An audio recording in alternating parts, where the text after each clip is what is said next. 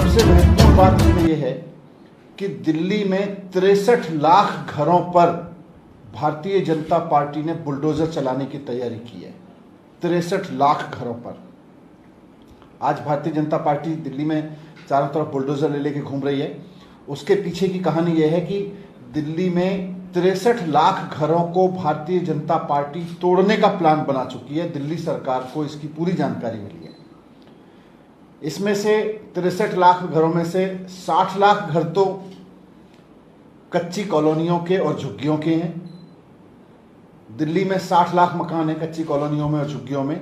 Bharatiya Janata party इन सबको तोड़ने का प्लान बना चुकी है। पहले पैसा ले लेके इनको बसाया था और अब इनको सबको तोड़ने का भारतीय जनता पार्टी प्लान बना चुकी है। दिल्ली में कच्ची कॉलोनियों के एक एक मकान को भारतीय जनता पार्टी तोड़ेगी, एक एक झुग्गी को भारतीय जनता पार्टी तोड़ेगी। और ये ना सोचे कि केवल कच्चे मकान और झुग्गियां भारतीय जनता पार्टी तोड़ रही है।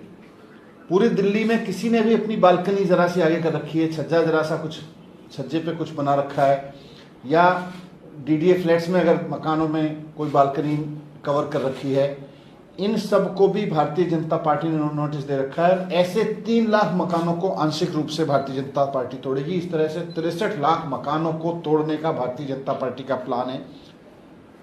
ये दिल्ली में नहीं, सिर्फ किसी राजधानी में नहीं, बल्कि देश भर में अब तक की सबसे बड़ी तबाही होगी।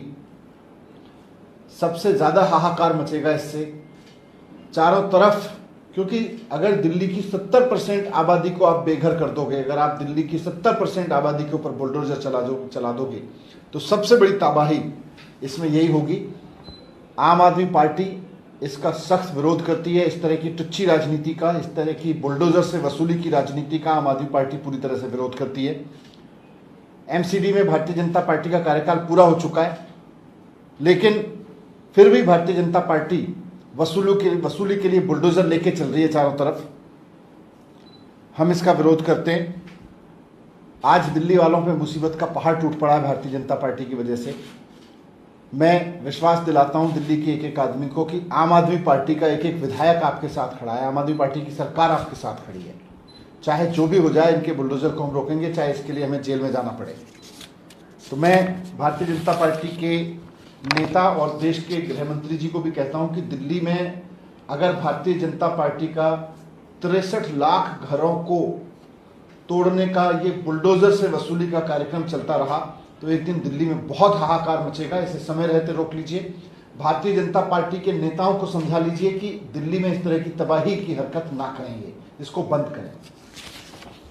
Thank you sir. आपने जो पत्र लिखा उसमें क्या कुछ मांग की है गृह मंत्री से? इसमें मैंने गृह मंत्री जी से यही कहा है कि ये जो तबाही भारतीय जनता पार्टी करने जा रही है, इसको रोक ले।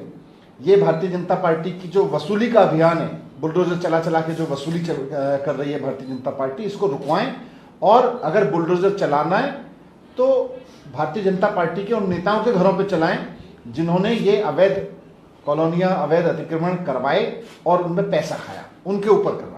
आपने कहा कि हम रोकेंगे, भले जेल जाना पड़े। आपके कल विधायक इस कार्रवाई को रोकने के लिए पहुंचे थे, उन्हें जेल भेज दिया गया है, क्या कुछ कहेंगे? बिल्कुल गलत किया है। आम आदमी पार्टी का एक एक कार्यकर्ता भारतीय जनता पार्टी की इस बुलडोजर वसूली के खिलाफ लड़ेगा, सड़कों पर उतरेगा, इसको रोकेगा। उनकी पत्नी ने आज ओखला बंद की घोषणा की है, अमानतुल्लाह खान की जो गिरफ्तारी है उसके। नहीं, इसका पूरी भारतीय जनता पार्टी की इस पूरी हरकत का आम आदमी पार्टी सख्त विरोध करती है कि ये जो बुलडोजर से वसूली का अभियान